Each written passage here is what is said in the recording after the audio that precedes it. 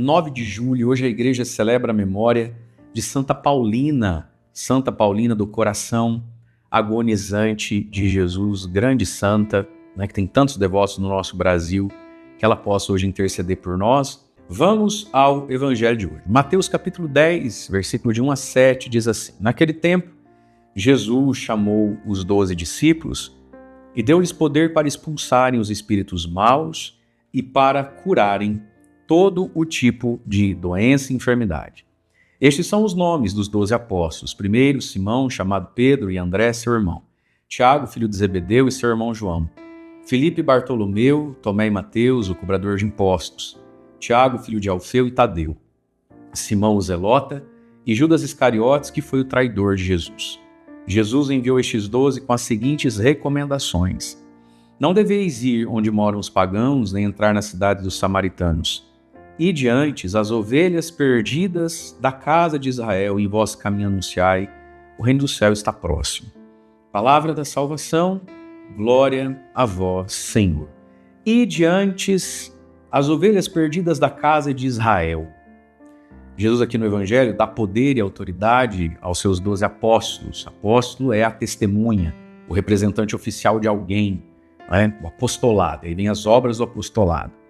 E Jesus deu a eles, e dá a nós hoje, não só a eles, dá a nós, poder e autoridade para expulsarmos os espíritos maus, curar todo tipo de doença e enfermidade. A igreja nunca ficou sem os carismas, né? Sem os portentos, sem os carismáticos. Hoje, para nós, carismático é uma palavra muito associada a um movimento, a uma espiritualidade da igreja, né?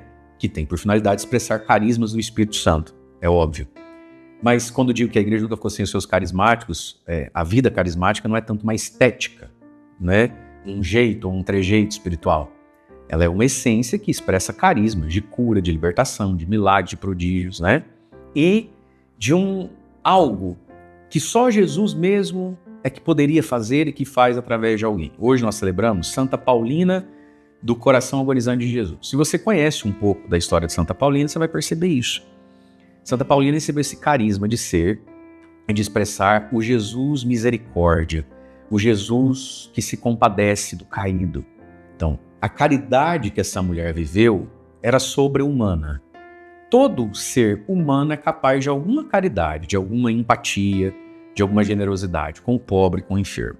Mas quando você olha então, no caso de hoje, Santa Paulina, você vê que aquela caridade, que aquela energia, que aquela força, que aquele coração dilatado, aquilo não é humano. Não quer dizer que é desumano. Mas não é humano, é sobre-humano. Só pode ser Jesus morando, vivendo nela, né? Como dizia Paulo, não sou eu que vivo, é Cristo que vive em mim. Então veja, o carisma da misericórdia. A igreja nunca ficou sem a expressão dos carismas, né? Graças a Deus por isso, de vez em quando Deus suscita carismas, ressuscita carismas, torna mais visível uma perspectiva do Evangelho para o bem da igreja, para o bem do nosso coração, para reafervorar em nós a fé, o temor de Deus, né? E aí eles vão fazer tudo isso. Está aqui a lista dos nomes. Com tristeza, ao invés de se santificar, se transformou no traidor, Judas Iscariotes. É o mistério da nossa liberdade, o que a gente faz com tudo que recebeu, né? E alguns de nós recebemos muito. A quem muito foi dado, muito será cobrado, né? E Jesus enviou os 12, e aqui tem algo interessante. Nesse primeiro envio que Jesus faz aos 12 apóstolos, assim, não vão primeiro nos pagãos, nem lá nos samaritanos. Ide antes as ovelhas perdidas da casa de Israel. Fosse hoje, aos batizados perdidos, aos batizados que não foram evangelizados. O Papa São João Paulo II já falava isso, né? A necessidade que a igreja tem de evangelizar os batizados. Tem um livrinho precioso do José Prado Flores, né? Que diz isso. Ide evangelizar os batizados, né? Os batizados que não foram evangelizados, ovelhas perdidas da casa de Israel. As ovelhas perdidas da igreja, que estão aí na ignorância, na ilusão, na dispersão, são ovelhas nossas, mas estão perdidos.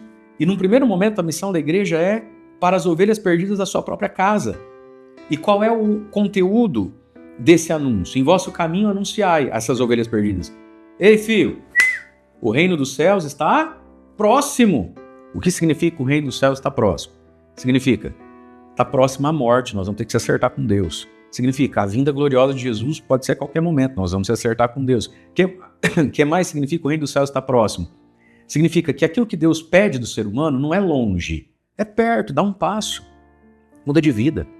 O reino dos céus ele é próximo de nós também. Né? Às vezes as pessoas gostam muito de imaginar que a vontade de Deus é algo assim impossível, difícil, antiquado, não é para hoje. Não, está próximo, o reino dos céus está próximo.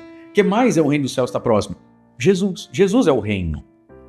Né? Jesus é a Alto Basileia, o alto reino. Jesus é o próprio reino de Deus. E ele está longe? Ele está próximo. Está próximo de nós.